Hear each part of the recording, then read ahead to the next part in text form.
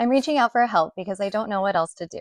My cat Milo had a sudden neurological episode, and no vet seems to be able to tell me what's wrong. This is my baby Milo. He's our most feral cat. We actually found him living under our house. He's still really shy and scared most of the time, but he's also very sweet if you can get him out of his shell. I've been working with him for years, and he's escaped a few times, but I think we finally have him contained, and I'm working on making him comfortable. So I spend a lot of time just sitting with him. 2 days ago, he was hanging out under our stairs outside.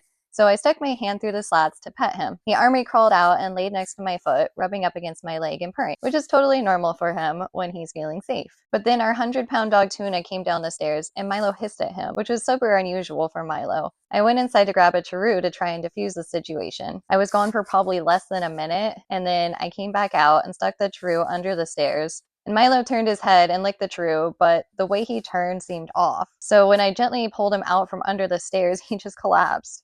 His body was stiff, and he couldn't control his limbs, and he couldn't stand. So, of course, I rushed him to the emergency vet, which is about a 30-minute drive, and it was honestly one of the scariest drives of my life. I had my hand on him the whole time just to make sure he was still breathing. The ER found that his vitals were mostly normal. His x-rays were clear, blood work was okay, just slightly elevated glucose and globulin, so I don't know if that means anything. The main concern was that he had almost no reflex in his front legs, but he at least did have some in his back legs and tail. But they told me it was likely neurological and said I needed to see a specialist. So here is where I was so disappointed in the system. While I was still at the emergency vet, I called the closest neurology department, which is a vet hospital about an hour away. It was around 5 p.m. and the woman on the phone said that the neuro department was wrapping up for the day, but they open at 8 a.m. the next day. And if I had the notes from the emergency vet, I could bring him in right at 8. I asked the emergency vet if he was stable enough to bring him home for the night. While they couldn't guarantee anything, based on his vitals, he seemed like he should be fine, and he made it through the night just fine. So the next morning, I drove the hour to the hospital.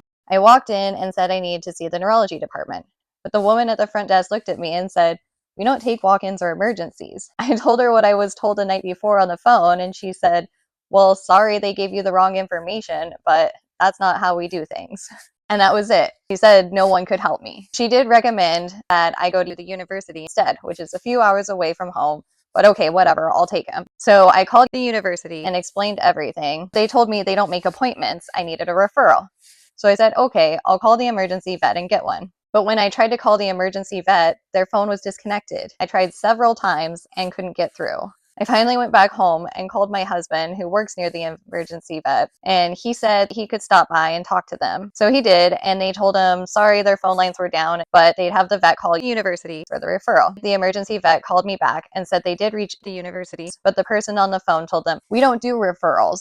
So this is the second time that the person I talked to on the phone gave me conflicting information. But they said that I could go through their ER, which would be like $300. And I was like, yeah, sure, whatever. I'll pay that for Milo. But then they said seeing the neurologist would start at $8,000 and would likely go into the tens of thousands of dollars. So my heart just dropped because that's just so much money. So I called both the university and hospital again just to see if there was somebody that I could talk to on the phone that could give me some guidance. But both places gave me the same answer. Sorry, there's no one available. I'm like, my cat is paralyzed. Somebody look at him. So I asked the hospital that since they don't do walk-ins or emergencies, would I at least be able to get an appointment and quote from them? So the front desk lady said she could send me to their neuro department's voicemail, but appointments were booking 2 weeks out. And when I got to their voicemail, they said they would get back to me in 3 to 5 business days. So I just got a call back from the hospital, and for MRI and general services, it runs about $6,000 to $8,000.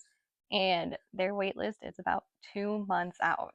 I don't know what to do, so I'm asking for help from anyone who knows anything about cat neurology or neurology in general, or has been through something like this. Was it a seizure, a stroke? Is it something that needs meds, or just time? So to delve into his symptoms a bit more, he can stand on his back legs a little. He can lift his tail to go potty, and he has pottied normally. He's able to stretch all 4 limbs. I think he did that earlier.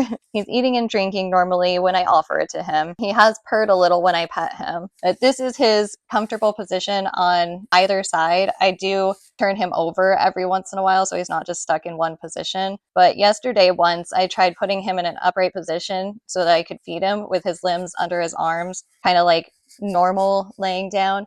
But then he panicked, and I wasn't sure if it was like a seizure or just him being disoriented or scared or in pain. but he started meowing, his pupils dilated, and he started like biting at the air. I unfortunately didn't get a video of it because I was making sure he was okay. He hasn't done that panic again, so I don't know if it was like seizure or if it was just a panic. So again, if you've been through something like this, or if you can help me understand what might be going on or give me any kind of advice or guidance, please comment or message me. I just want to help Milo heal. So thank you so much for watching and listening, and thank you in advance for any advice or help that you can give me.